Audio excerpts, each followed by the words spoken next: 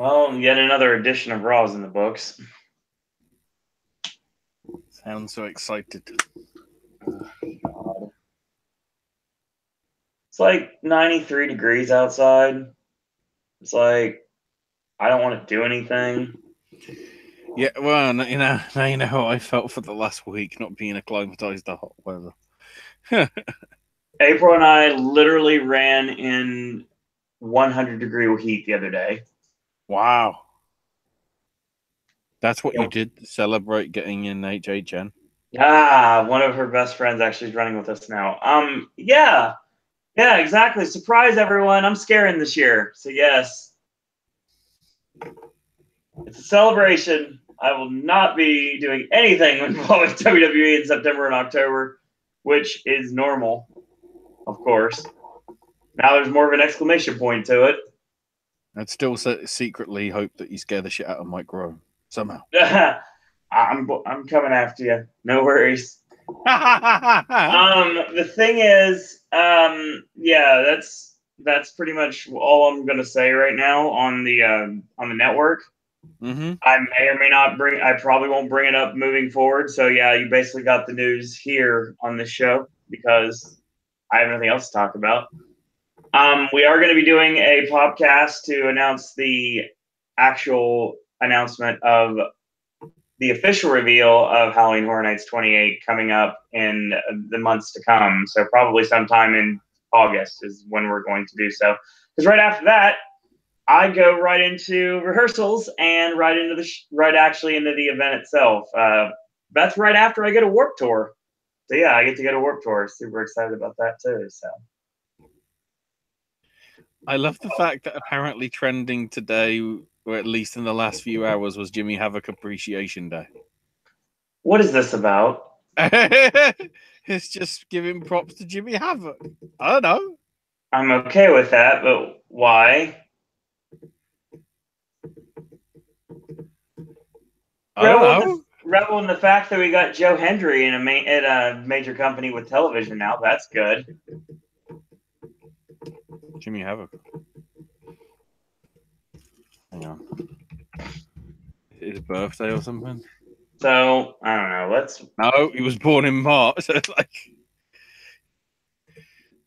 well, let's do this. Welcome to another edition of the.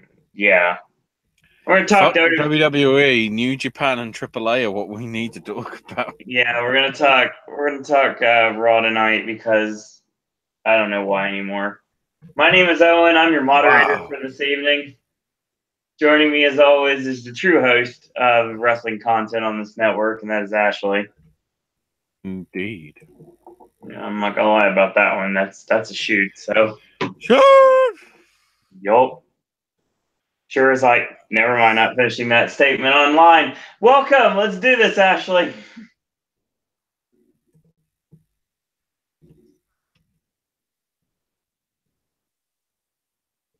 What are we going to talk about? Talk about another lackluster Raw that should not have happened.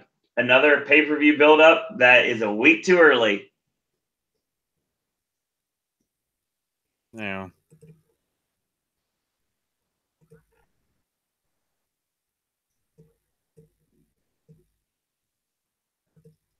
Yeah, I'm trying to shut off this fucking thing.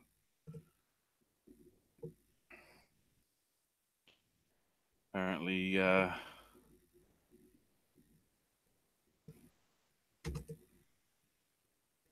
PW Pondering's website is going to, you've got porn spyware on your computer. Great website, PW Ponderings. You might want to look into that. Just saying. That site's been an issue for a while, but it's very useful. Yeah. I was trying to bring it up, though.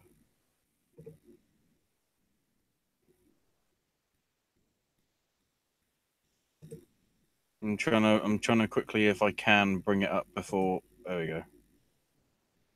I've stopped it, so I've got a list of what I need to look at for later on. So yeah, yet part 2 of this feels like a go home show. Wow. Because it did. Because we opened with Elias, and then Seth comes out, and then of course Jinder attacks him, and then Roman makes the save, and then Kurt Angle goes, "Hold on, player. We're having a tag team match, player. Holla, holla, holla."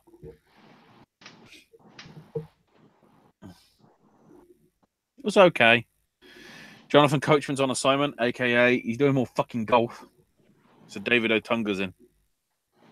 He wasn't too bad. It was a bit too shiny on his forehead. So the tag team match was okay, but then the finish. The fucking finish. So Sunil basically gets on the apron to try and stop Rollins from doing the curve stomp on Jinder. But Roman stops him. Then Jinder attacks Reigns from behind, throws him into the steel steps, and then into the crowd.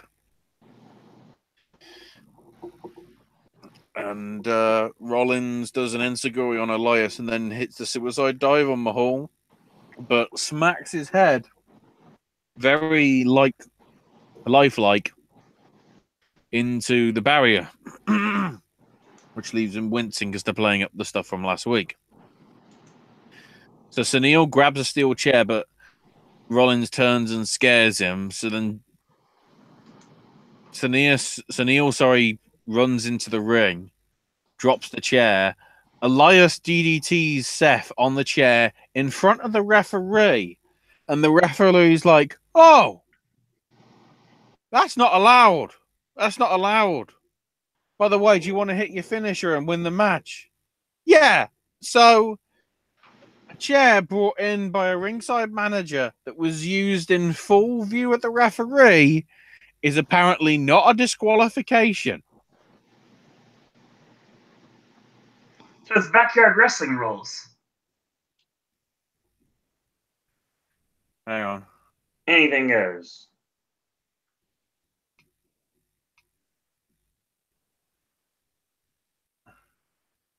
What the fuck is this shit? I didn't think I'd need that, but I do.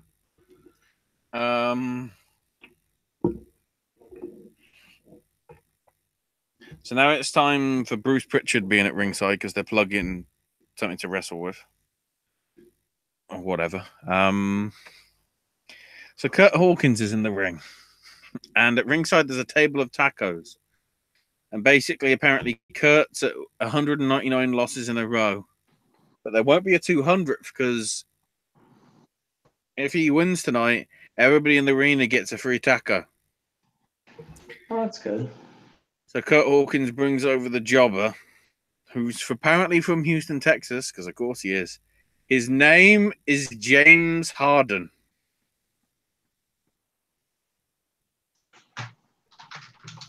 The working title in the script was apparently Stephen Curry. I see what they're trying to do there. The only problem is the Golden State Warriors are doing well. So then Baron Corbin shows up, hits James Harden with the end of days, which means Harden wins by DQ. And Hawkins gets nachos thrown in his face and guacamole or whatever, and then the entire table with the tacos and everything with it, along with the other stuff I just mentioned, gets tipped all over him.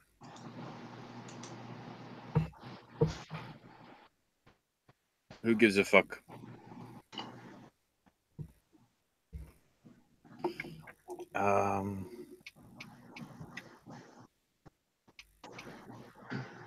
Now I need to find this because it's so appropriate. So then Baron Corbin comes in and goes, "Oh, I see what's going on here. I'm being overshadowed and not given any opportunities. So I went to Stamford and spoke directly to Stephanie. And I'm going, did you really, or did you speak to a doppelganger from Undercover Boss? I wanted to give Angle a message. Apparently, she's establishing a checks and balance system. Corbin is going to be her personal representative as the new constable of Monday Night Raw. Cue this.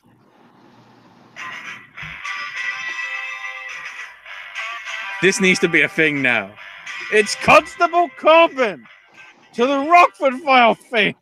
Oh my God! Why is this a thing? Jesus. This is how we get Corbin over, by Stephanie not being. Have you heard the buzz about Stephanie? No, I have not. Her and basically all the women and Triple H are going to California on Wednesday because they want WWE to win an Emmy. Oh Lord.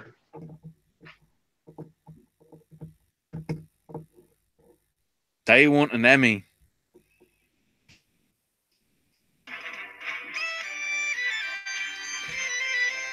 Constable Corbin's going to get an Emmy. Oh boy. Ronda Rousey's on commentary for Nia Jax versus Natalya. Nia Jax is smiling, and I'm going, but you're a heel. Why are you smiling? So, Natalya, the finish comes with Natalya basically. She does sort of like the stomp sort of on Naya's sat down prone. Mm-hmm. And she goes sort of like over her shoulder as if to sort of like bang her head into the mat style. But upon doing so on her landing, the implication is she tweaked the hell out of her knee. So then Naya gave her a Samoan drop. Now, Natalya is struggling to get up. And Naya, despite being a heel, is actually worried. And Ronda's like, I need to check on this. And goes down to the ring. And Ronda keeps Naya away from her. And Jax bumps into her. So Ronda's like, meh. And Ronda and the referee helped Natalya to the back. It was a average match. But the thing is, Ronda actually was pretty good, decent with the line she was being fed, so I guess that's good. So Renee Young interviews Bobby Roode and says, you know, when I win Money in the Bank, it'll be glorious. And it's like, so how about Braun? And it's like, look, I don't know. My goal is to survive. Spoilers, Braun wins. Basically, just because it's Braun destroying the shit out of everybody. It's already, to be honest, the match did look like Braun should be facing Brock Lesnar next week. Mm-hmm. And Bobby Roode should be in the IC title picture. He does not seem worthy of being on the level of Universal title challenger. Then Kevin Owens is backstage and says, you know, I don't care what anybody stands for, you know, or anybody stands in my way on the way to Money in the Bank. And as for Finn, I'll make sure that he's nothing than a made-up Irish myth. Don't remind us, because then we have to remember the Bray Wyatt storyline that went fucking nowhere. At least you didn't have to watch Bray and Orton live like I did. But I was the only one that actually saw the cum on the bloody, the sperm on the bloody ramp. So Ronda helps her to Natalya to her feet with it iced up, and Naya comes in and apologizes, and Ronda's like, "You've done enough already." And Jax, of course, goes, "This ain't ballet." It's like, really? Stop saying that. We're quoting important lines from wrestling history because, you know, And Natty is much of her friend as Rousey's. Oh, like Alexa. And Natty's like, look, enough. I know you didn't mean to hurt me, Naya, but I just needed a minute to myself. And they just stare at each other. So, again, we've got doubts here as to whether Natty's even going to be in the Money in the Bank ladder match. Because cards subject to change. And then Renee Young, in a very skimpy outfit, introduces the eater of deletions.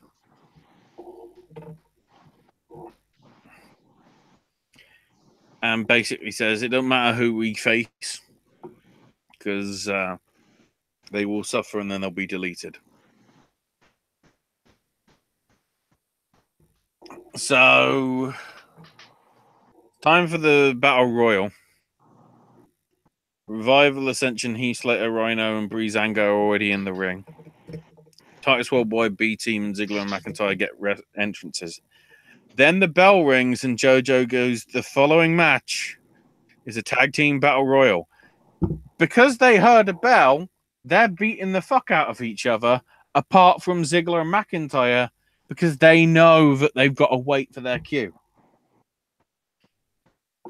So this match goes on for about 50 seconds unofficially. And the referees keep trying to tell them it's not started yet. And then the wrestlers are going back saying, well, the bell rung, so how come it hasn't started? And then, of course, the irony is Ziggler and McIntyre get eliminated first. So a team that we're supposed to take seriously because of the way they've been built up and got added last minute into this match get eliminated by Breezango of all teams. That's a team they should be pushing, though. They're not going to, but they need to be. Sorry, if you're looking at a credible threat to Hardy and Wyatt, that was the most credible threat. Why didn't they keep them in for longer?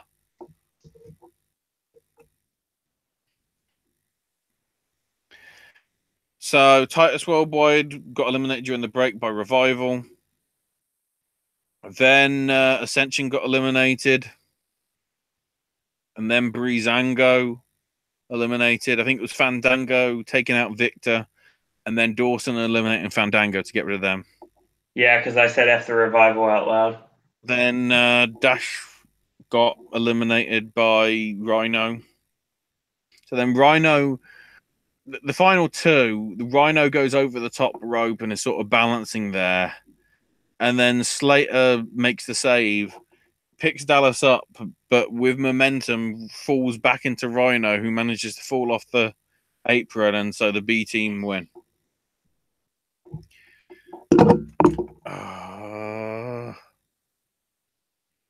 Then again, the finish does sort of and is the antithesis for them sort of fluking their way through. Then, of course, Bobby Lashley and Sami Zayn. Bobby wants a word with Sami, and Sami comes through the crowd. And he says, I've been, why would I get in the ring with you? You injured me last week. I can't cook the organic tofu steaks that I've got in my fridge. I can't even hold the mic. But then I realized where your true inspirations come, and that's Instagram. And they put some quotes up there like, they always say, think outside the box. I don't have a box. Stuff like that. I don't know. And Lashley says, I was trying to get a positive message, so I dug deeper. I created a fake Instagram account to DM him. And Lashley sent me to the Bobby Lashley VIP section of his website. For $20, you can get your own headband, and for $40, you can get your own t-shirt. By the way, I've double-checked this. Bobby Lashley's VIP club currently takes you to Pornhub. So, good job on that. Kids, you should go and check it out. Not Pornhub, not Bobby Lashley. Nothing to do with Bobby Lashley. And then, of course, Zayn's like, you even have sisters? Or even were you even in the army?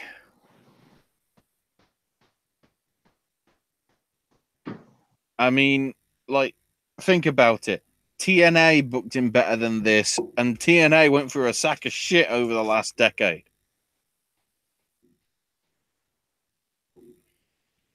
The fact that Vince, who likes big, muscly guys, doesn't know what to do with a big, muscly guy, Roman must be shitting himself. Speaking of Roman, Caruso interviews Jinder, saying that he says that Roman's bitter and feels threatened. And Renee is also with Roman backstage and says, look, Jinder's done nothing and wants to be handed everything. And Mahal was just sort of like, you can talk. And Reigns is just like, well, I'll beat your face in because you're in the building, so I'll come to you. And he walks the wrong way. And then Adam Pearce separates them. The only legitimate world champion that was in that fucking room. Sorry, Roman. Sorry, Jinder. But you were that irrelevant.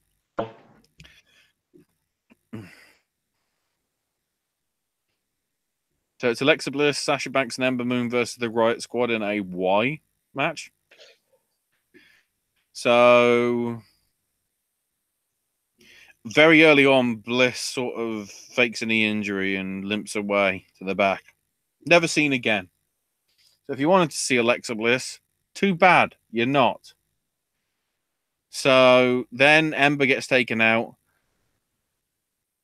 Sasha looks to be in a bad way. But then Bayley shows up, tags in, cleans house on Liv, hit Bayley to belly, and the faces win. But yeah.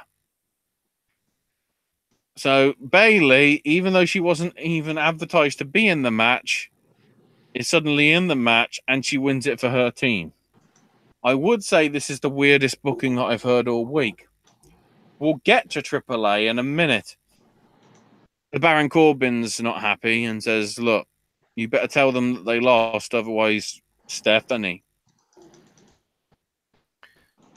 And like Sasha's like, Bayley had my back, and Kurt says, well, congrats on the performance, but technically, because Bayley wasn't in the match, Riot Squad won by DQ.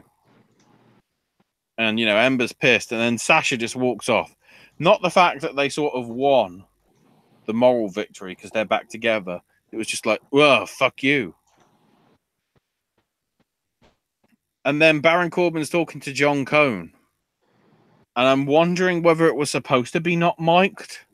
Because it was just like, the sound ain't working, guys. Sound ain't working, Kevin. Sound ain't working. What the fuck is this shit? So here comes Big Show.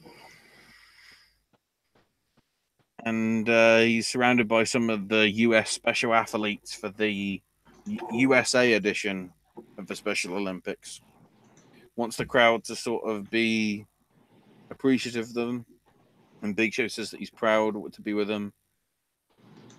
And then Balor comes out, and the one guy that was of the Special Olympians did the entrance like to a T with Balor. It was awesome. So then they advertise next week. Sasha, Ember, Alexa, and Natalya, as long as the last two are still okay, are going to be in a fatal four-way.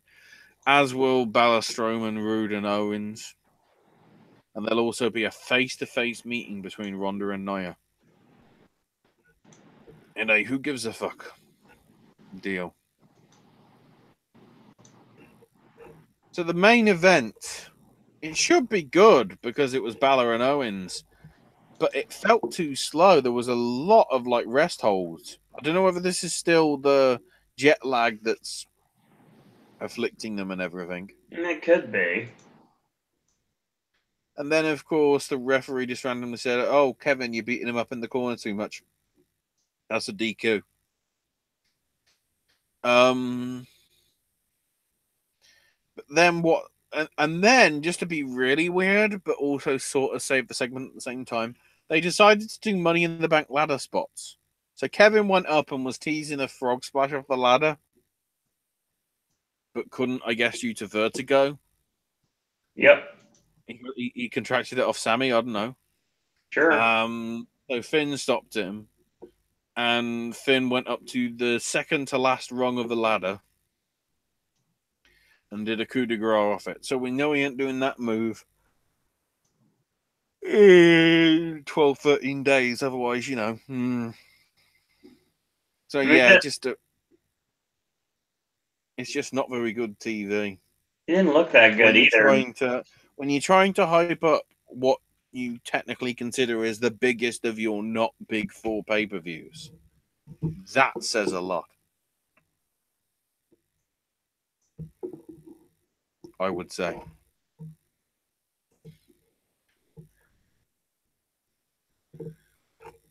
It's not good.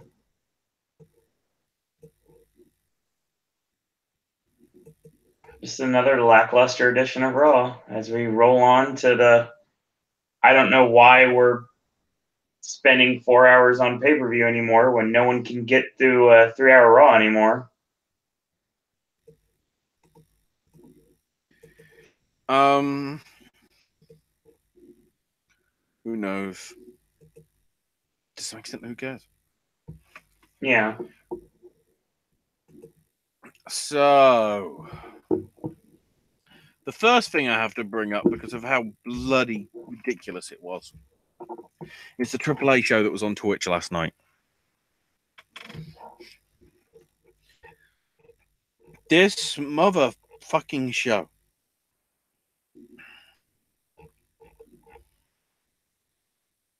So,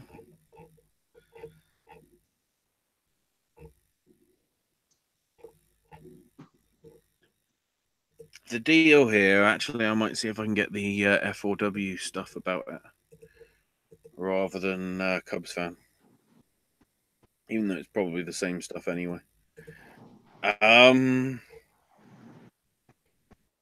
So the opening match, which was the 4-on-4, was really good. It was like really impressive, and then the rest of it sort of wasn't. Kayra made a debut in a 6-person match. But then afterwards, Fabi Apache came off, pulled off Shani's mask, Lady Shani, and challenged her to a mask versus hair title match at Triple Mania. And then La Parka came out and cut a promo on the Mad Group. And the fans apparently chanted LA Park at him. So yeah, even they know he isn't La Parka.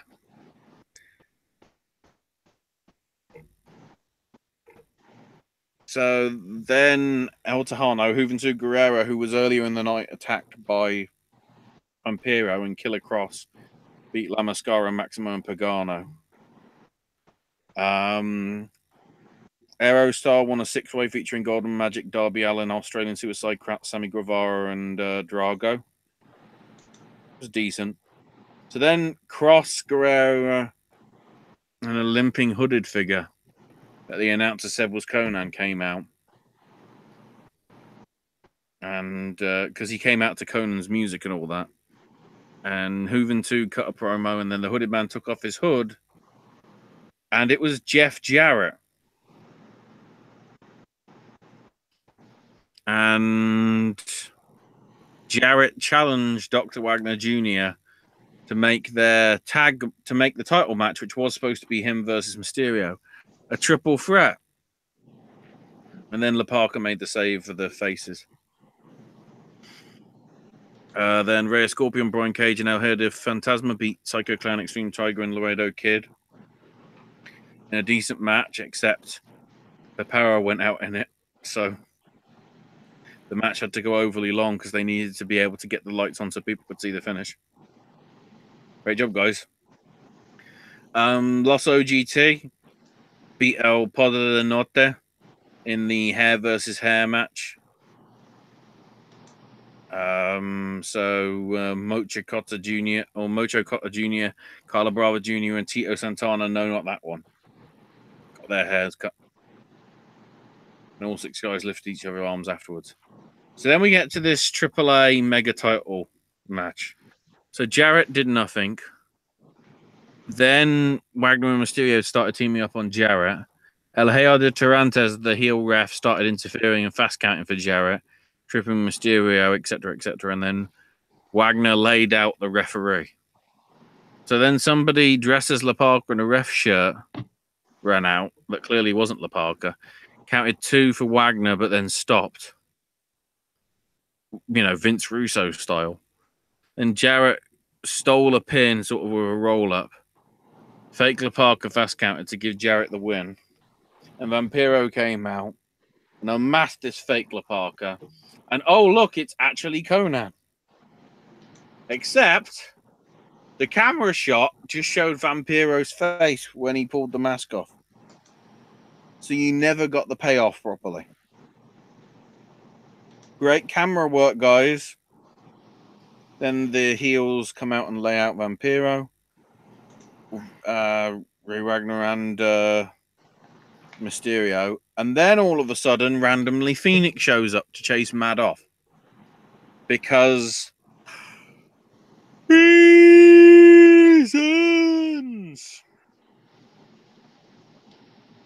The great thing is, they never explained whose side anybody was on. Even for the Mexican audience, apparently. And also something that's worth noting that I didn't realize until I saw it in the notes that had been put up on Cubs Fan.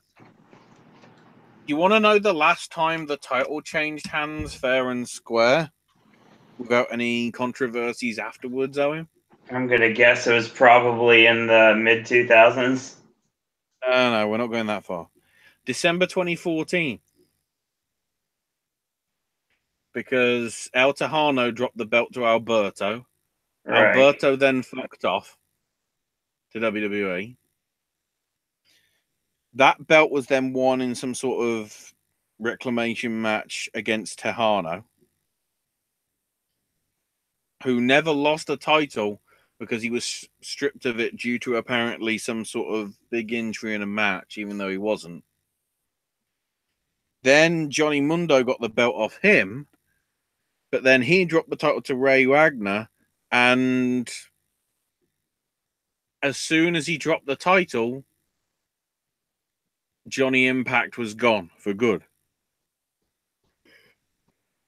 And then yesterday, Dr. Wagner quit because he wasn't champion. He's still going to do sort of like the big shows like Triple Mania and like that, but he's basically scaling it all down. So a WWE Hall of Famer is now the AAA World Champion. Conan's booked this like it's Vince fucking Russo. Rey Mysterio is alive, but you'd be surprised to know that. And amazingly, they're still going to be doing Triple Mania on August 25th. I don't know why the fuck they do that. But there you go. And then, oh, the juiciness of New Japan Best of the Super Juniors 25.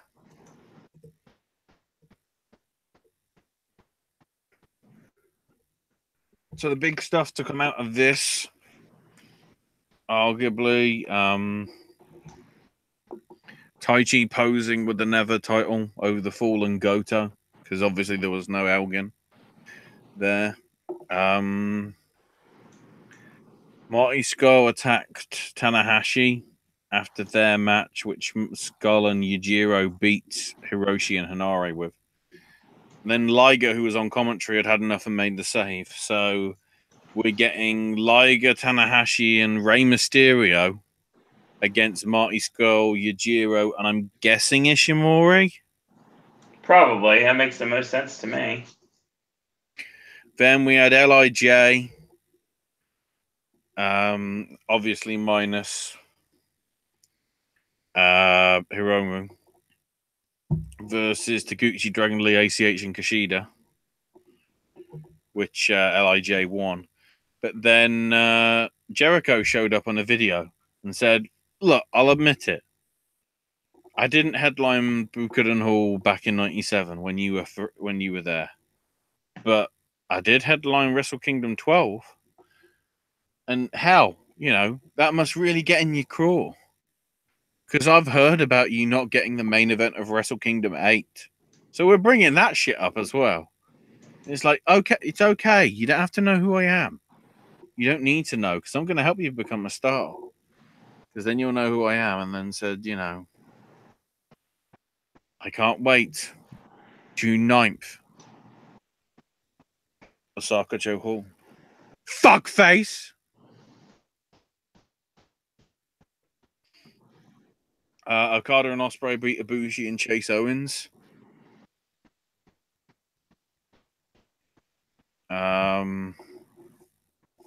Kenny wasn't there, apparently, which is interesting.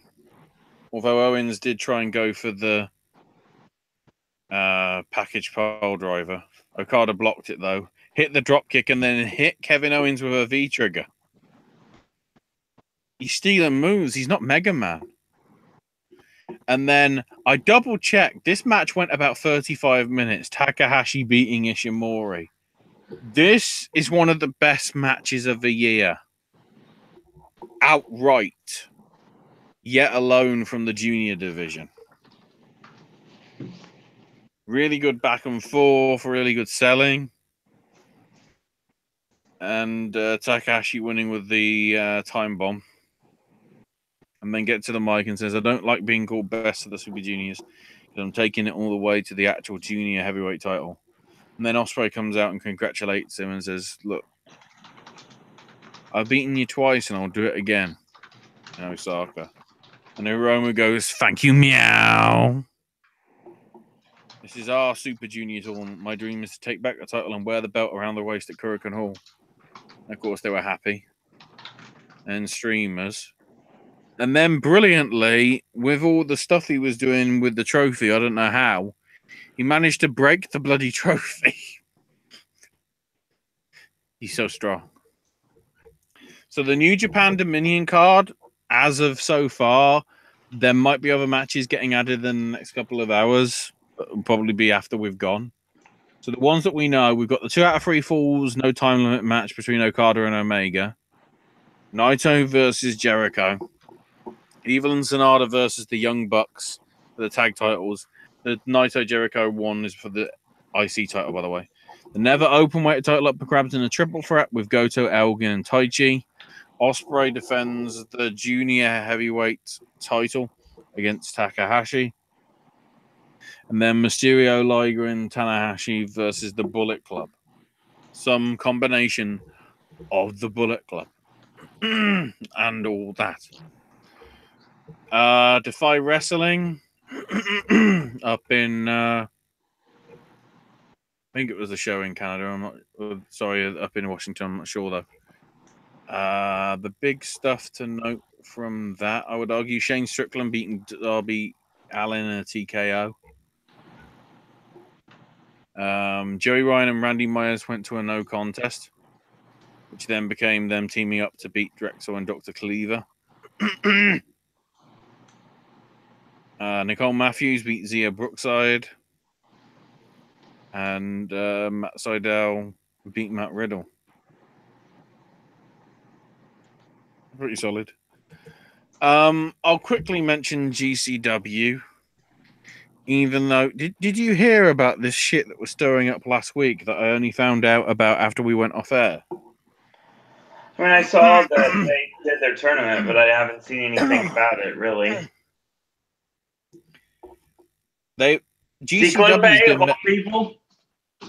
GCW's been claiming that CZW's been basically causing them to have issues.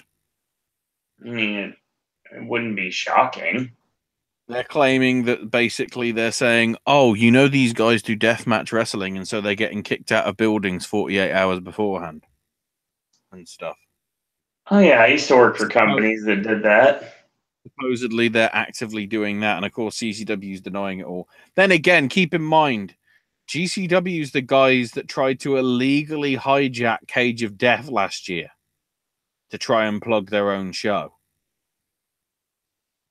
And in case you're wondering whose side Joey Janela's on, he's already saying how he's got a 3,000-seat arena planned for some sort of GCW tournament thing.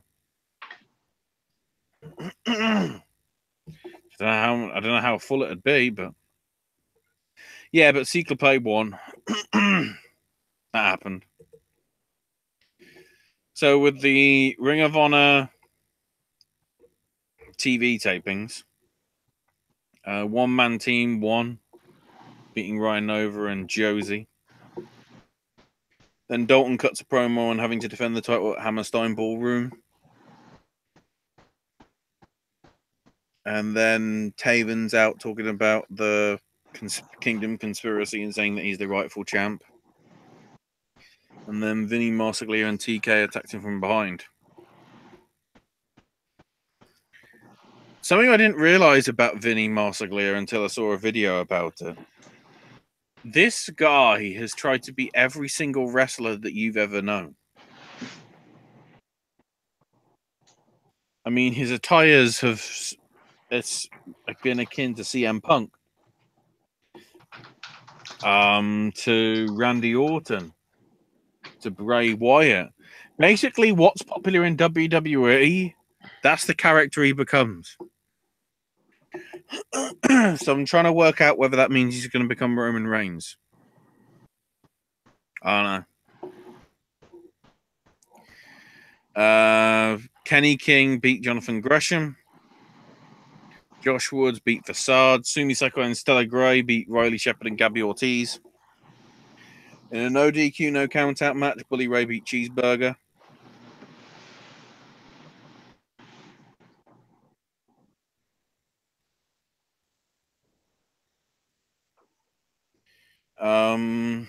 BJ Whitman apparently ordered him to the back or something.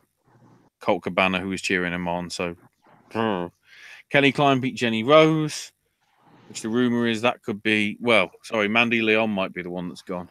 And the 6-man tag team gauntlet, Shane Taylor,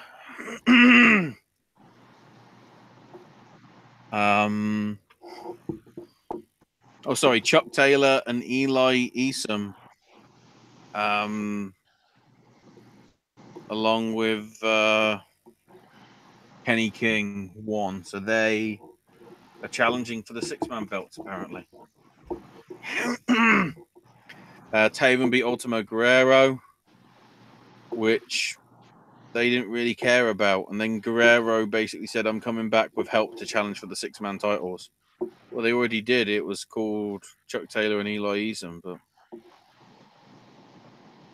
the thing is, apparently, most of the Americans didn't give a shit about Ultimo Guerrero, which says a lot. Cody beat Titan. Oh, no, that's the one. Sorry. Cody beating Titan. Crowd went mild, apparently. Because Cody was like trying to be a heel, saying, why would we have All In 2 in such a shit town like this? Which they did boo, but then at the same time, because they didn't know who Titan was, it was like lost cause.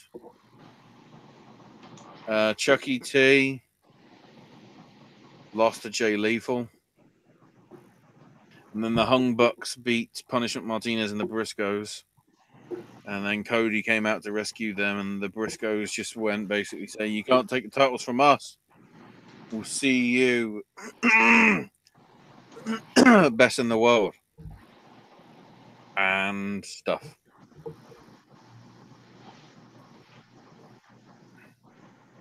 So, some of the other news. Apparently, Undertaker's going to be at the Madison Square Garden show next month. So, get hype. And all that. Apparently, CM Punk and AJ Lee both testified today in the Punk versus Aman case, as did Punk's massage therapist, who testified seeing the lump in question and called it golf ball sized. AJ said she'd begun a relationship with Punk back in August 2013 and saw the lump on his butt for the first time in August that year, and it grew and kept changing colors, and made the appointment with a doctor to be treated. And She believed that he was a doctor, and the testimony ended earlier today, so the lawyers will get their closing arguments tomorrow. And then it will go to the jury. There's the line about WWE trying to get the push for an Emmy. They're having an event in SoCal on Wednesday. Not SoCal Val. With Triple H, Stephanie, Ronda, Roman Reigns, and the Bella Twins going to be at different events where they're pushing for nominations. Oh, and it's official that Ginny signed a WWE UK contract because she dropped the Rev Pro Women's title to Jamie Hayter last night. So congrats to Jamie. It's a shame for the thing. Oh, and also, interestingly, the WWE Performance Center website went live today, including your chance to apply for a job. It's a nice touch. Michelle Waterson's going to debut as an analyst for the UFC pay-per-view show this week, along with CM Punk doing lots of publicity now. Which, when you think about it, he's having to do all this in the run-up to his big fight. You know, the one that might make or break his career in MMA. While he's in court all the time, so... Geez. Some rather regrettable news. The belief is that Chuck Williams, the former Rockin' Rebel from Eastern Championship Wrestling, shot his wife, Stephanie Burnett Williams, and killed her, and then shot and killed himself. The great thing is the names never got publicly released until sort of like today. Even though I saw on some of the like social medias that they're already reporting it was them. So there you go. The show last night, which was the final blocks matches for Super Juniors, also featured an appearance from Tomoaki Honma. He announced that he's going to make his wrestling return on the June 23rd show in Yamagata. When you take into account just about over a year ago, he was in a wheelchair and never thought to sort of walk again. Pretty crazy. Don't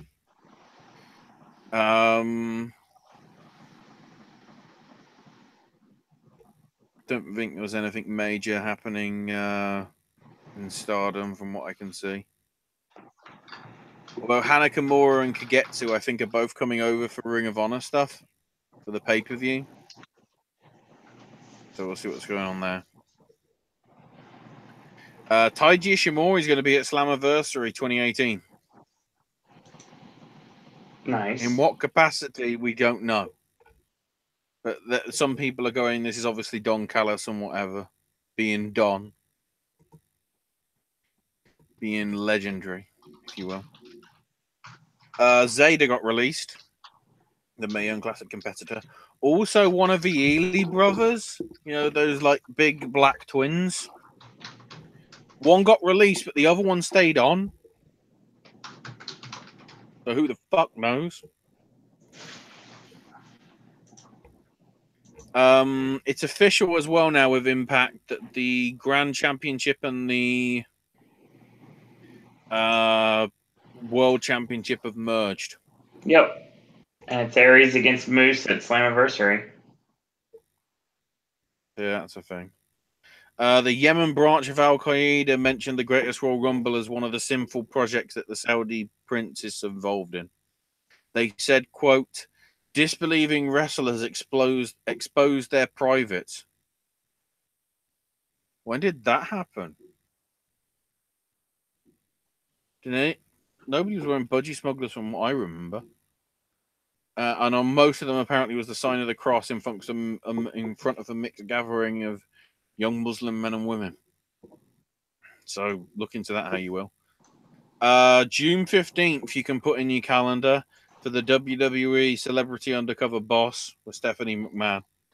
Which, to be honest, if you look at the wig, you like, that's just Stephanie in a fucking terrible wig.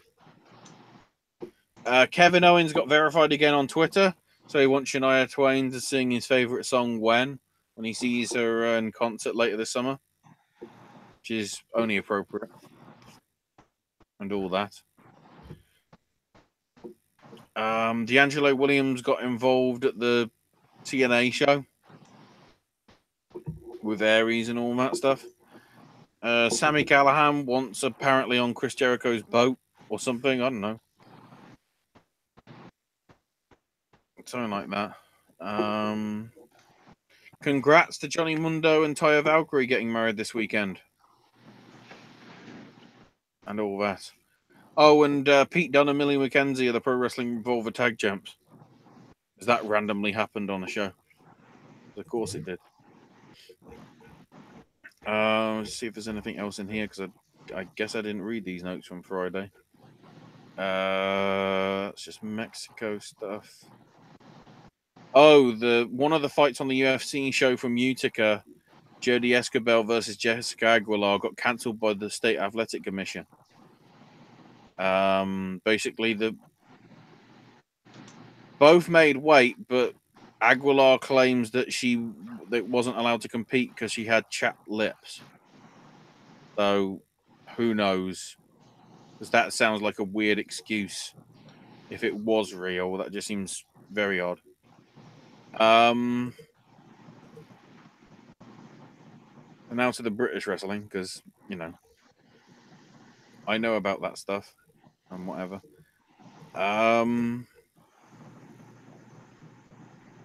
There was one show that I forgot to preview last week, and it's the Fight Club Pro one that happened in the Diamond Banqueting House, because Star Works is still recovering from the fire that it had. Chris Brooks managed to win his scramble match, despite the fact he was up against Mark Davis and Charlie Evans and Chris Wolf and the Session Moth, Martina and Clint Margera. Jordan Devlin beat Angelico.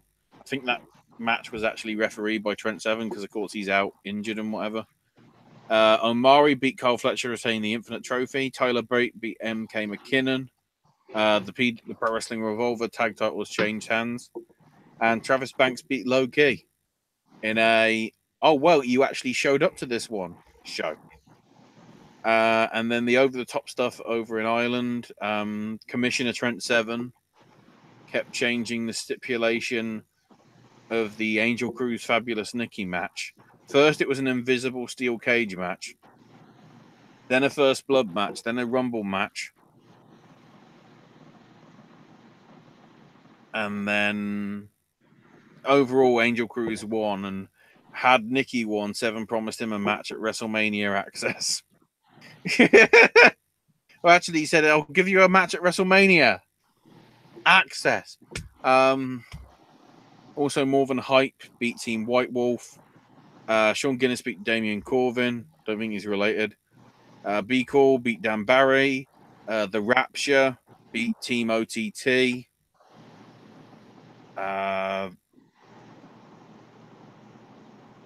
LJ Cleary, the champ,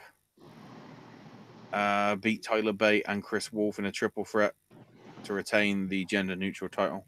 And then Volta and Loki beat Jordan Devlin and David Starr. Again, Loki showed up to a wrestling match. Holy shit. What is going on? So yeah, UFC 225 this weekend.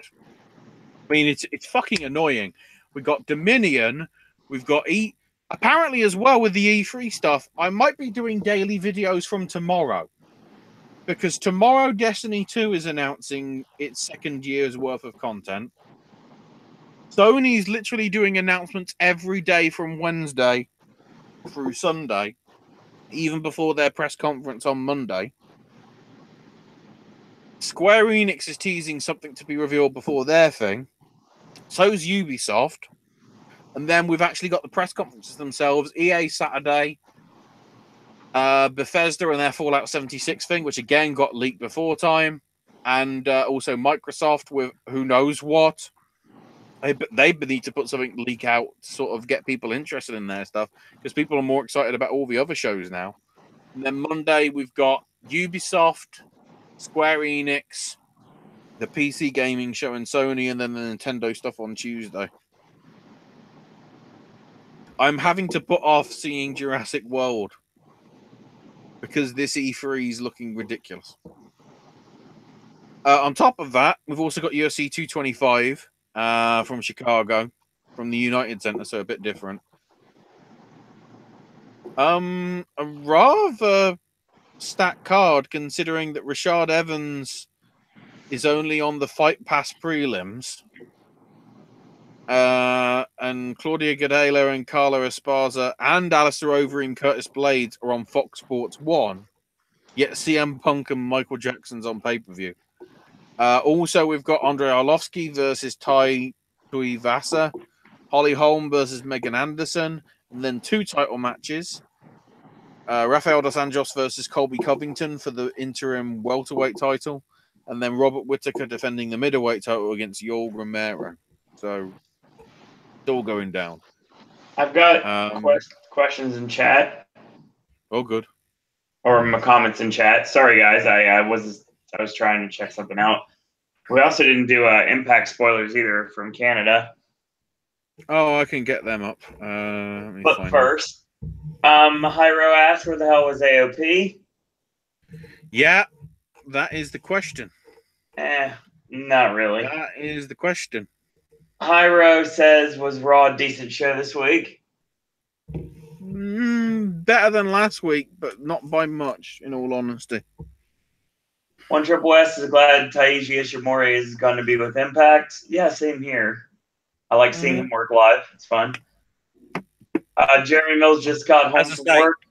That match with Takahashi, if you can find it via some other means, do so. Because for a junior heavyweight title match, man, that match was bloody incredible. Who's back from work? Jeremy. Yeah, has Aries been in any of the Ring of Honor tapings? Not to my knowledge. No, I'm not aware of that. One Triple S says Best of Super Juniors was a great match. I bet Okada retains. I don't think Okada's losing it soon. I think he's dropping it. Unless they go Broadway in the they go 1-1 and then they go Broadway in the final fall. I could see that. What, a double fall? Yeah, they both win and then they go Broadway for the final fall. We'll see. I want Kenny to win, but I think he may win it in Long Beach. That's possible still. No. I think Dominion's it though.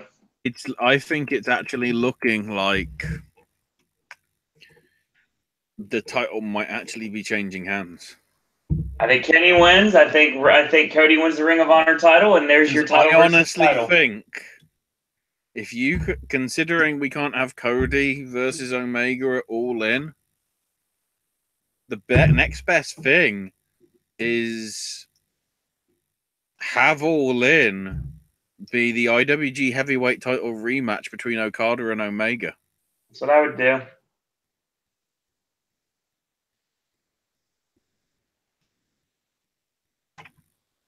With Omega winning. Yep. And then defending against who could you put Kenny up against at the Cow Palace? I mean, you could do it. You could do the rematch there if you wanted to, but I'm thinking you'd want to save that for sort of. I mean, if they could get that for All In, that would be a bit of a coup. But then again, I don't know how much of the Japanese presence there is for the American show. So you could honestly, you could. Depends on what happens in Dominion, but I mean, you could do Omega Jericho. Yeah. In the Cow Palace. If they wanted to. Or perhaps a non-title match between Naito and Omega. That was my next choice, was Naito. Just as a showcase. You know, not actually for the title. Especially considering they're coming up right into G1 stuff. So why would you have a title match right before the G1? Especially when Omega and Okada and Naito is going to be in it. Yeah. June 13th, Lucha Underground, and there's no tapings or spoilers that are out there. Of course not. Well, there is. I mean, there's lots of bits here and there. From what I remember, Pentagon at the end of the season gets turned on by Vampiro, because of course he does. Yeah. And somebody else becomes champion. But from the videos, it looks as if we might as well call Johnny Impact now Johnny Thanos, because he's got that gauntlet.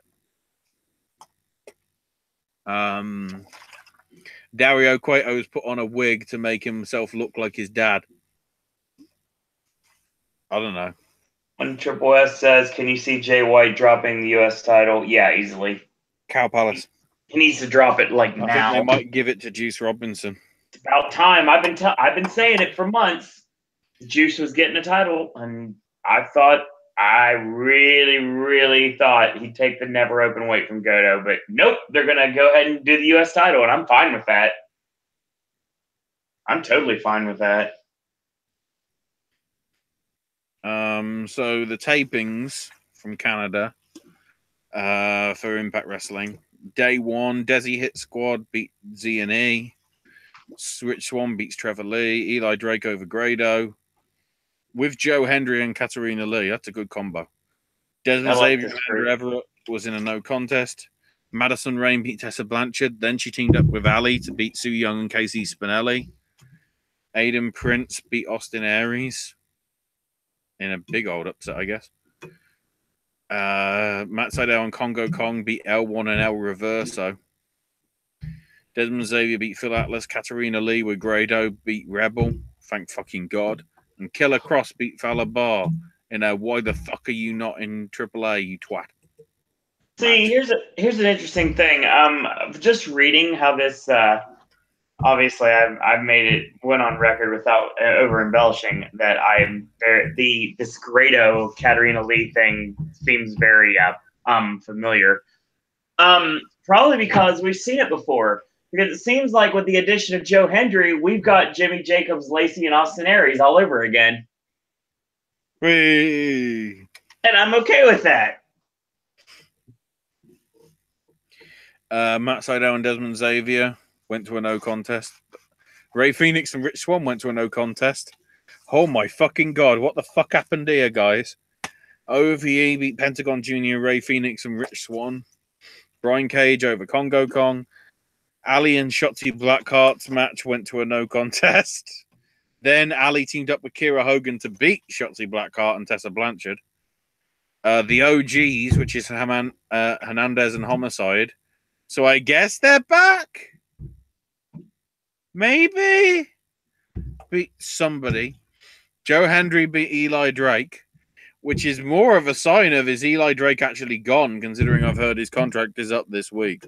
He's debating if he wants to stay or not. We'll see what happens. Because I don't think NXT would want him. No, I don't either. A1 and Moose, then in the main event, beat Aries and Atlas. Aries likes losing a lot, apparently. Yeah, I could see that. I like this idea, this Midnight Express versus New Midnight Express version, like 4.0 that they're doing with LAX against each other. I like that with Hernandez and Homicide facing EYFBO. I like Eddie Kingston and Conan involved in this. This is a really good old school TNA style angle, and I like it. There's some good stuff in these tapings. I'm not gonna lie.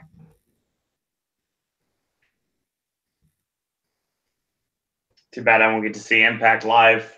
God, until at least after the summer's over, because the next set of tapings are July and August, and they're also going to be in Canada. Blame Canada, you fucker.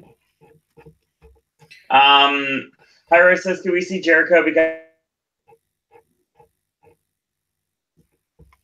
thing is, the problem is with Naito, the fact that I think that Jericho's got too much shine here, and Naito hasn't got his heat back. So I think that it's possible Jericho could win, but I don't. It just depends. Yeah, I could see it happening. I could easily. It'd be a good thing to do for the U.S. shows, obviously. But, I mean, it just depends. And also frees up Naito to do something else at the Cow Palace. But I guess we'll see. Pyro wants predictions for Dominion. Oh, boy. Yeah, I'm okay with that. We can do Dominion's predictions right now. Let me get the card in front of me.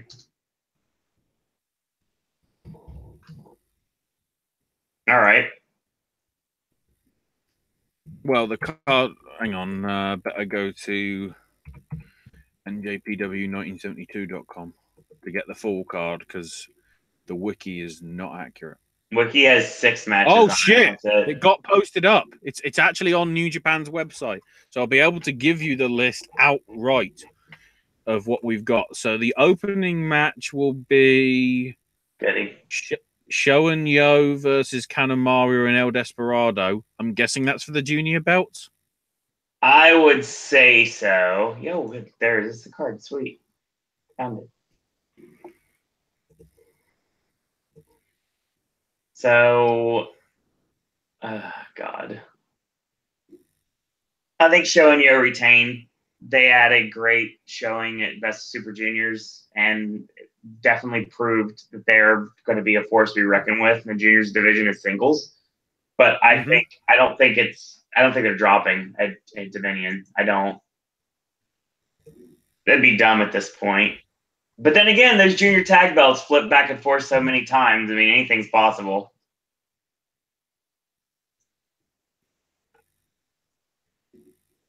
Thoughts, comments, opinions? Sorry, I'm trying to find the House of Hardcore results and I can't. It didn't exist because it was in Canada and New York. I don't know. Yeah, that title's changed hands too many times in my. I'd like to see some continuity with it, at least a little bit. That's the reason why I think that that's going to happen this time around. Yeah. Next up, a tag match with Juice Robinson and David Finley versus Jay White and Yoshi Hashi. Juice pins Jay White and we start the build. I don't know. Because that logically means then that because they've already seemed to tease that Juice is going to be next, obviously. Yeah. So logically, I'd say have Jay win via some heelish shenanigans means on Juice to then warrant the officials to go, no, Juice is getting a match because you cheated. Or you just have Jay beat David Finley and then just cut out the middleman. Yeah. Okay, I'm going to go on record saying I say Juice gets the pin Pulp Friction over Jay White to build to the U.S. title match and prove why he deserves a title shot. But if they're going to lose, I think David Finley eats the pin. That's fair. Mm-hmm. Next up. Jiminy Christmas. What a match. Ishii and Toriano versus Zack Sabre Jr. and Minoru fucking Suzuki. I don't know whether this could be for the Rev Pro tag titles, considering Suzuki and Sabre Jr. have them. And I think all 4 of them are supposed to be booked for the new Rev Pro show. Perhaps. Coming up.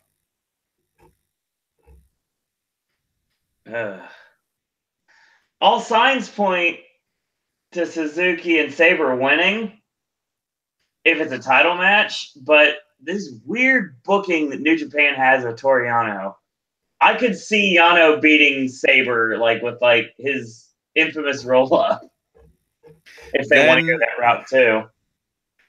Then I think you'd have Yano win and then just have Suzuki and Sabre just beat the crap out of him afterwards anyway. It could work. I mean, that's what I'm thinking. The way that they book Yano, it wouldn't surprise me to get a fluke roll up and then him just get beaten down afterwards. It makes perfect sense. Oh, something to quickly mention as well from the Dragon Gate Japan show. The King of Gate 2018 semifinals were won by Masato Yoshino beating Takashi Yoshida and Yamato beating Naruki Doi. So they face each other in the final, which I don't know when that is.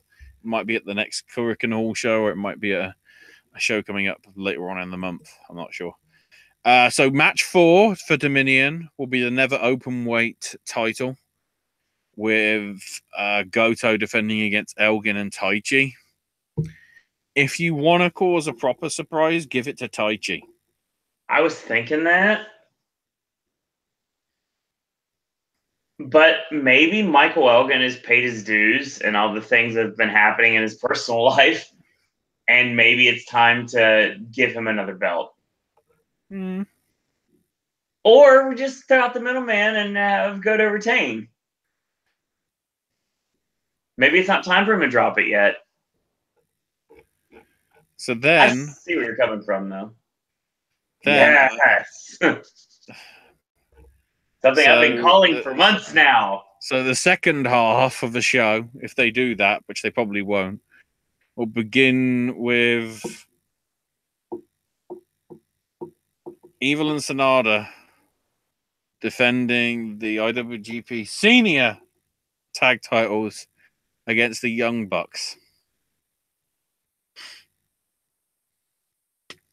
I mean... Is it obvious to say that the Young Bucks are winning? Young Bucks are definitely winning, but here's the thing. What if they pull the wool up from everybody's eyes and let them lose their first match and not let them win right away and let them continue to chase?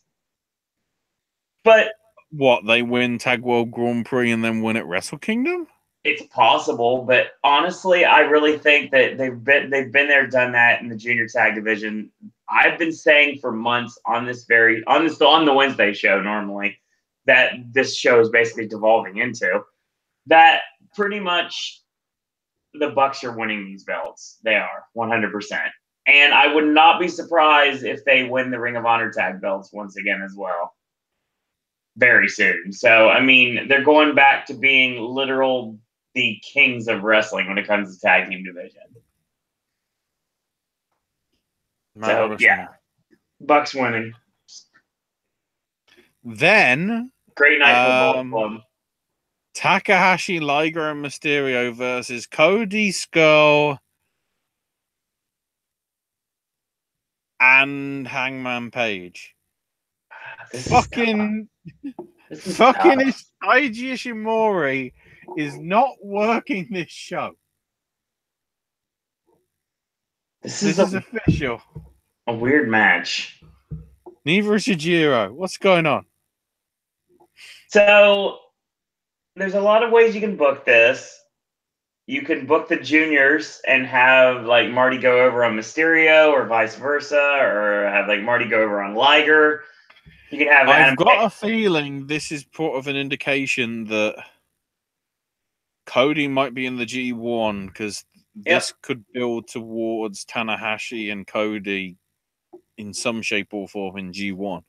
I would, if they had the guts, I give you right now. I think that they're gonna pull the trigger on this, and I think Cody's beating Tanahashi.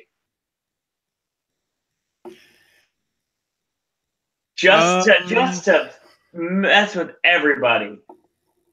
Proving that I've got a feeling that they might do something because I honestly think Cow Palace is going to be Mysterio versus Marty Scurll.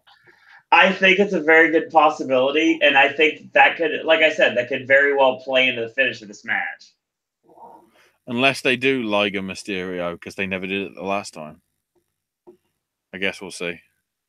I mean, I could see this could go either way. Like Mysterio and Cody, of course, they have the background. They had the WrestleMania match, and Cody beating a legend like Liger would work really well. Cody and Tanahashi, like if Cody got the pin, that would like further solidify the reason why he's going to be in G1. I've been saying he'd be in G1 for a couple years now, and been wrong every single time. This time, I'm not going to be wrong. The only way that Cody's not losing this fall first. Bullet Club lose this, Marty's losing, so they could build the heat with Mysterio or Liger, or unfortunately Hangman's losing, but he's going to look real strong going into it. They could have Tana just beat Paige, and then we're good to go. There's really no further way to go with this, but there's a lot of different directions you can take this match. Oh, for sure, for sure. I think Bullet Club are over here. It's going to be a great night for Bullet Club. I can say that. Then hold on real quick before we go any further. One Triple S says bring back. Hyro says bring back the Wednesday show. Oh my god, it's so hard. Wednesday's a hard day to do. I'm not gonna he's lie. too fucking busy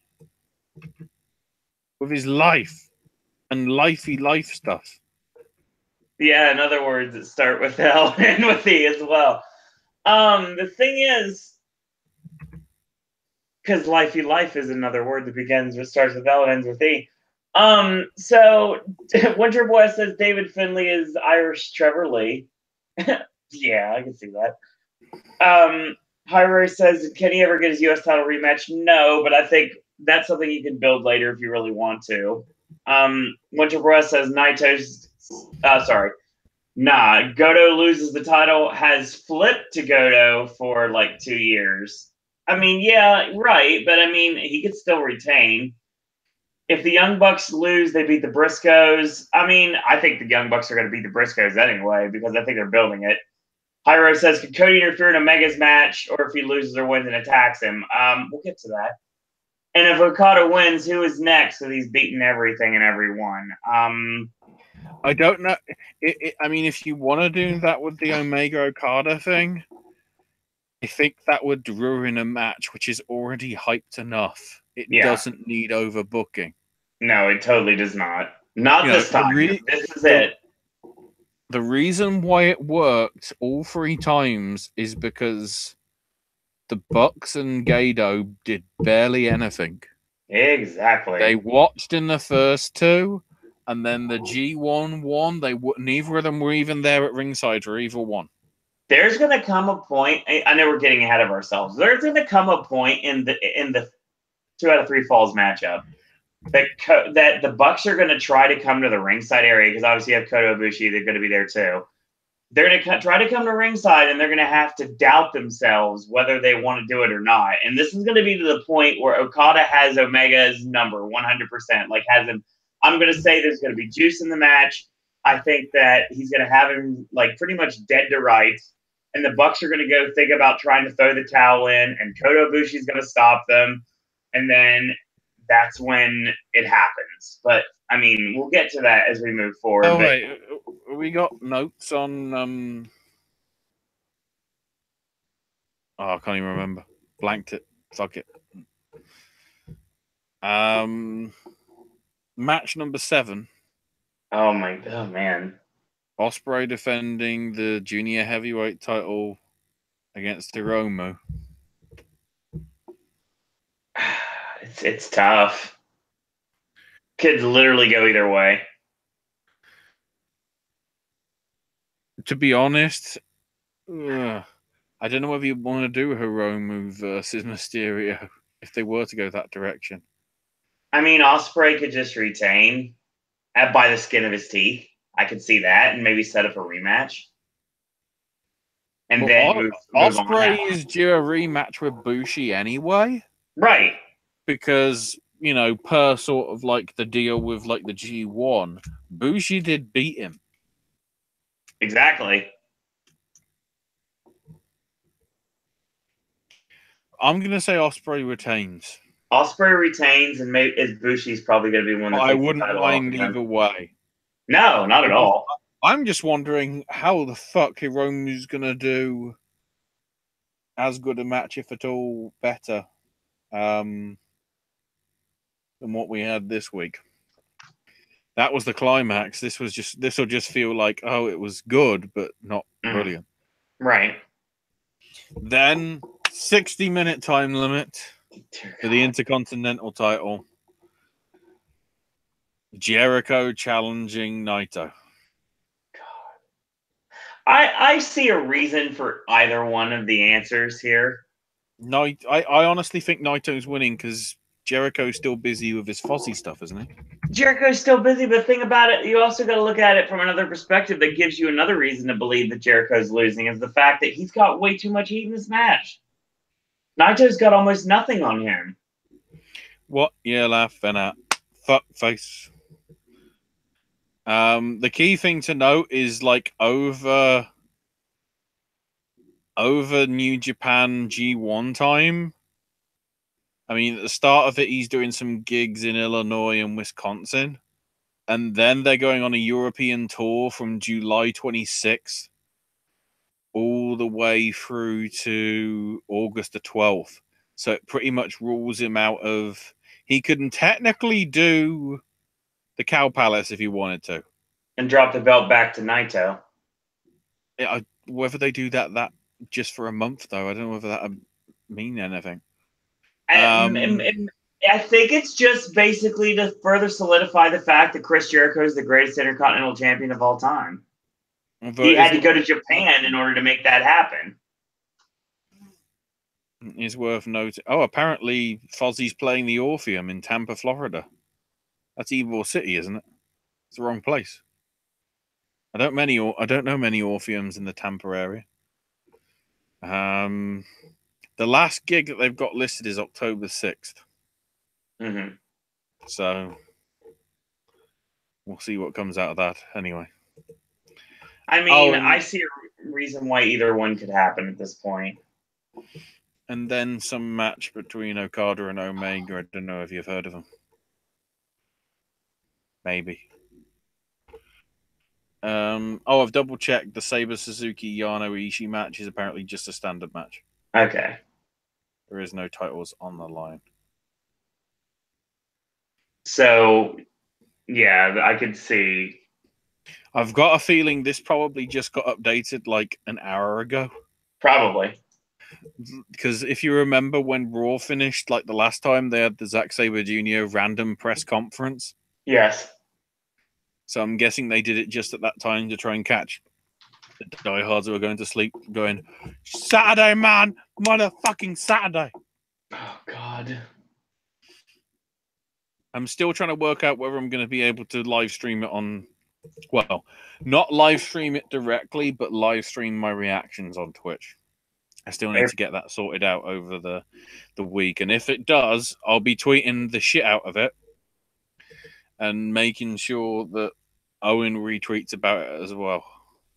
Yeah, I will be. Obviously, April and I are doing a 4.9K that day. So, yeah, I gotta work all night, so I don't have any. I can't do anything Saturday, unfortunately. Oh no! I've just noticed it's 8 a.m.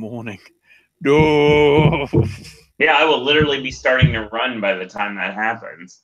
And I can't even Well, no, it's 3 a.m. in the morning your time. Oh yeah. Which means you'd have to leave like at about 6 to even have a chance of getting there in time. So you'd miss like the main event. So I've just noticed the Shikara show is happening live at the same time as the EA press conference. Damn it! Someone's sending me a direct link that day. So what do we got here? Hyro says if Okada loses, I can see him going after the Intercontinental title because that's what Shinsuke had. That'd be interesting. Okada going to the Intercontinental title division? That'd be interesting. I don't have a problem with that. I'd like to see him chase for a bit, or even just like have a break. I mean, it's not like he doesn't deserve a break. Yeah, the rematch with Kenny would be at All In. I could see that being the case because that would big be a nice little thing to like give as a reward to the Bucks for doing what they've done and for their contribution to New Japan, because they haven't really said no to New Japan. No, I mean, hell, they said no to PWG on their last night in the Legion Hall. So their show the time before Neon Knights, I think it was actually their last match. Speaking of, that reminds me, PWG, they announced it, didn't they? I never covered it. Hyro said, I really like if Jericho wins and feud with Okada.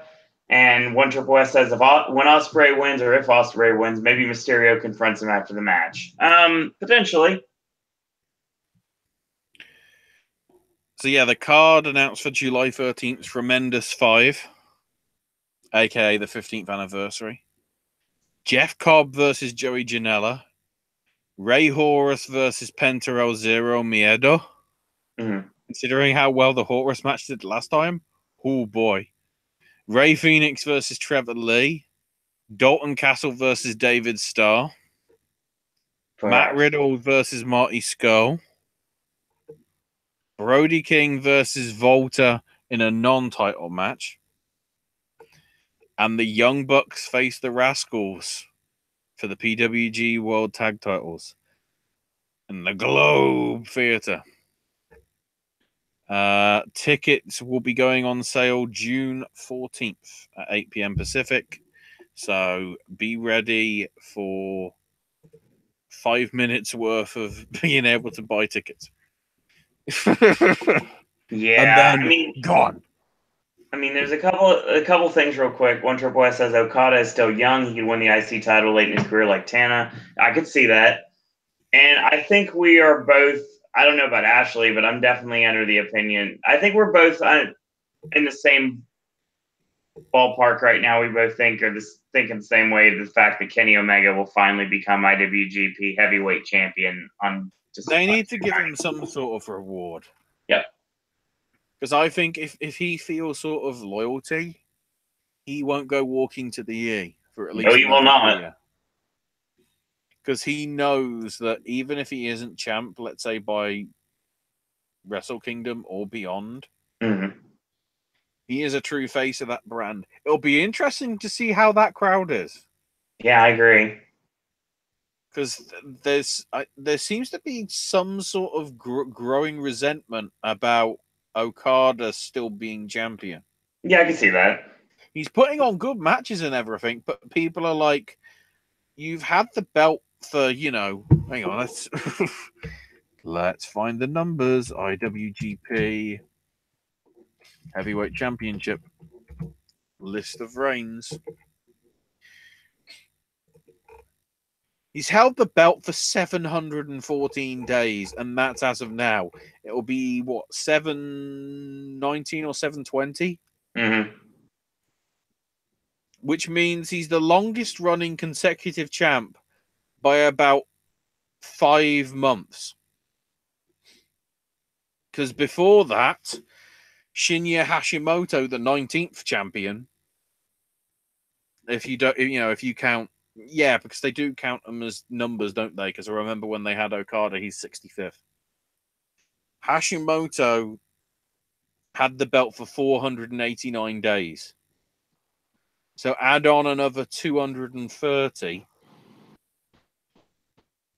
So Okada's held that belt. He actually won the belt off Naito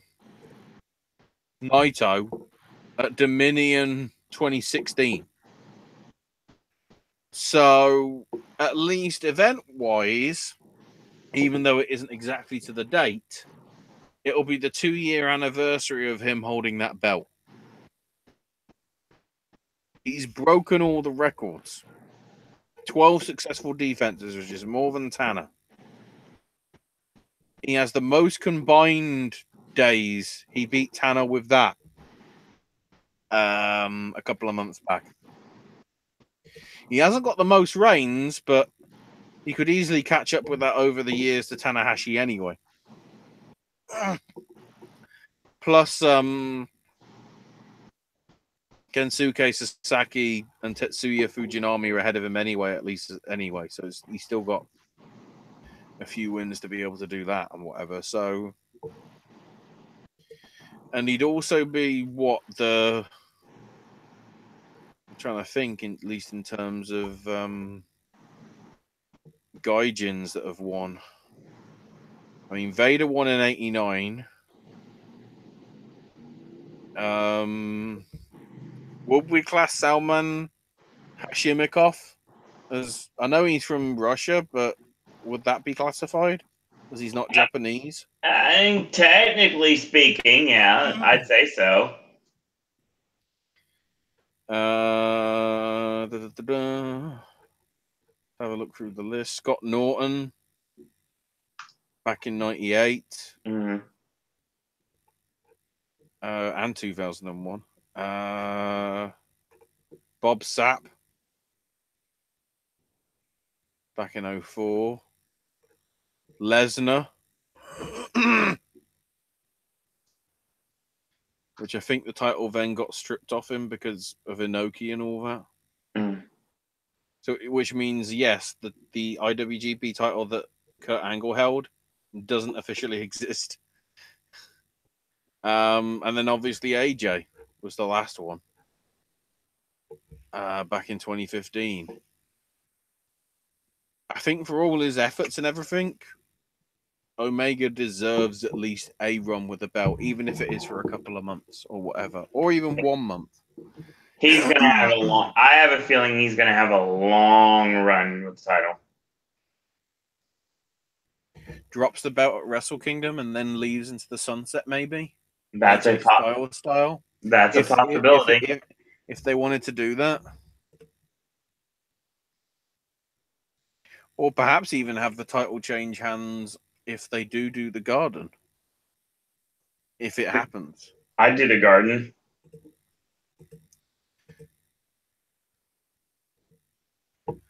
Be interesting to see how quick it will be after Dominion that they reveal the card for. Because let me have a look at the docket for New Japan and the schedule. Let's have a quick look. So we got Kazuna Road Super Strong Machine retirement ceremony on June 19th. There are some what do you call it? House shows and whatever, and there is some. So it's all they've got listed is the G1 special in San Francisco on July 7th, and then G1 Climax 28 starting July 14th at the Otis City Gymnasium. So Kazuna Road, because the Kazuna Road Hurricane Hall shows are June 17th and 18th. So they're literally the weekend after Dominion. So you're not going to see many big title matches on there. Possibly the 6-man belts, considering they're not up for grabs on the main show for this one. Right. Especially as well because you notice Gorillas of Fuck and Bad Luck Fale aren't even on the show. They're not. They're dead or something. I don't know. Speaking of that, so am I. Let's take us home. Road to Destruction, the start of their tour is September 5th, and the G1 finals are like August 12th. So there's 2 or 3 weeks there that you could fill. And then, of course, you know, quite a few of the New Japan guys are going to be doing Rev Pro and All In on All In weekend. So you're sort of busy anyway. In terms of other stuff that's coming up this weekend for you to catch or keep an eye out for, MLW is having their latest set of TV tapings, although I can't watch it myself because thanks region blocking, thanks beIN Sports. CWF Atlantic's got an event on. IPW UK's got its Wednesday night Graps. Pro Wrestling Eve in London has got a double header on June 9th and 10th. Shikara's the Johnny Kidd Memorial, or Johnny Kidd Honorary Trophy or whatever it is. Not Memorial. Shine has its show on June 9th with Sue Young making her return to take on Lufisto in the match that's, 14 months in the making after it never happened at the last WrestleMania weekend because transport from one building to the other. Progress has feeling called Progress with the return of Nixon Newell, motherfuckers. Except she's being advertised as Stephanie Newell, but let's be honest, Nixon. We've also got CZW's Tournament of Death, Defy Wrestling, Excellence Pro Wrestling, Demand Lucha, Destiny Wrestling up in Canada, both of those, and also House of Glory. Apparently with Jeff Jarrett. I don't know if he's going to have the AAA title with him. We'll see. So all that's going down this weekend for you to keep an eye out on. All right. As well. We'll cover some of those next week in terms of results and all that. That is your show. Might as well just start naming this the Monday Wrestling Popcast. That could happen. So, last bit of news real quick. A couple things. Where are we? Hyra says, I respect Okada as champion, but Lesnar, I can't believe he will break CM Punk's record with less defenses. And One Triple S says, technically no, because Punk had the WWE title. One Triple S asks, was Shinsuke ever champion? Maybe. I don't believe he was IWGP champion, actually. I think he only got a Intercontinental. Hyro says, could we ever see unification in New Japan? And if so, would you want them to unify the titles? I think it's fine. More belts to fight for is a good thing. Gives them a prize. Yeah. One Triple S says, thanks, guys. I'd rather discuss New Japan than WWE, like a lot's going on. Yeah. Notice I'm a lot more animated when we're talking about New Japan, and I'm not watching any product right now. It's just a lot that I can talk about that just based on... As I say, only because of the scale of Dominion am I even contemplating doing this live reaction thing on Twitch. I haven't got this excited about a show probably since Wrestle Kingdom. God, I wish I could do that show. Running is more important. I'm just going to sit Shoot. here and... That's a shoot, but still. I'm just going to sit here and lard off on fucking, binge food and whatever. Not in a good way. I'm going to die an early death. Shoot. Probably. I'm the one that has the sip and snack segment. I believe I'll find that I've just filmed another McDonald's burger. Oh, nice. Which will be coming up. And then I've got I've got E3 stuff to do. And because of the E3 stuff, we're not doing a Monday night thing. Yep. I'm not going to be watching it. I'm going to be watching Sony's press conference. Sorry. So I guess I'll do some sort... I guess it makes sense to do a wrap-up probably around Wednesday or Thursday time because we've got the go-home for NXT as well as go-home for SmackDown. Have you seen that promo from Ricochet and Velveteen Dream? Not yet. I need to watch it sometime. Oh, anything you can do, Dream can do better. So Ricochet jumps over the top rope and lands feet first on the floor after doing a 450, and he just goes, show me. Like, oh, and Patrick's just like, Nakamura is a 3-time IWGP champion. He beat Yoshihiro Takayama, and he beat Kurt Angle, and of course he beat Toji Makabe. It's always weird when they do that video thing, and it's like, there's Brock Lesnar's face, and there's Bob Sapp. I completely forget. It was like, really? That's a thing. Oh, for sure, it's a thing. And that's the thing for the end of the show. Thanks, everyone, for joining us tonight. I have to get up early tomorrow to work, and then we're going to the gym tomorrow night because that's how we do things. Money scares people in months. Yes, that's a shoot. We will find everyone next week for another edition of the soon-to-be officially named Monday Wrestling Popcast. The only problem I ever have with doing a Monday show this late is the fact that I always have to work really weird hours. I'm guessing the next show that we're probably doing is something for Money in the Bank. Yeah, I'm sure. Possibly. When's Money in the Bank again? June 16th. I'm off, so yeah, I guess. I'm off and we have no plans, so yeah, it looks like it. So, Ashley, where can we find you on social media? I'm on Twitter at Ash is my name UK. Okay. We have a lot of Gaming with Ash coverage coming with E3. More Snack Stash is coming, and that's going to be Ashley's contribution to the network, and also doing this show every single week. Follow me on Twitter at Sir Owen Disney. Follow the network at Popcast Network. Check out our Facebook fan page at Popcast Network. And if you have any ideas for any segments on this network, you're going to become a podcaster yourself, or anything in between, shoot me an email, SirOwenDisney@gmail.com. So a quick programming note, some Sippin' Snacks went out this week. Got to try Wonderland cookie dough. That was fantastic. The brand new Voodoo Donut that came out for National Donut Day the other day for the Universal Orange Sickle. That's came out. Hyra wants to know if we're going to stream for the UK tournament. Depends on the schedule, really.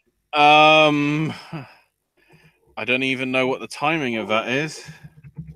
We'll look into it later. I'm just having a quick search, see if there's anything sort of basically there that I can find. Is that the old one? No, it's the new one.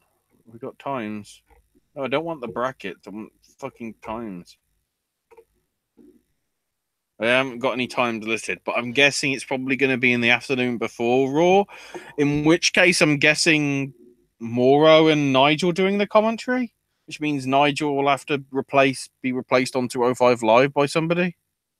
A main event, considering it's Monday and Tuesday. All right. We'll see. So, like I said, we got other content coming later this week. We got more Sippin' Snacks, got some new stuff to try, some new cereals to break down sometime soon, energy drinks, some cool stuff. And then, of course, we've got AJ content for the weekend. We got Versus and AJ's movie reviews coming at you guys. So lots of content. So stay tuned to the network. And as always, in a world where there are a billion wrestling podcasts, we're very pleased that once more tonight you've chosen a podcast. Thank everyone for watching. Thanks everyone for listening. And until tomorrow, boys and girls, that's all we got to say about that. Go on, Kenny. Go on.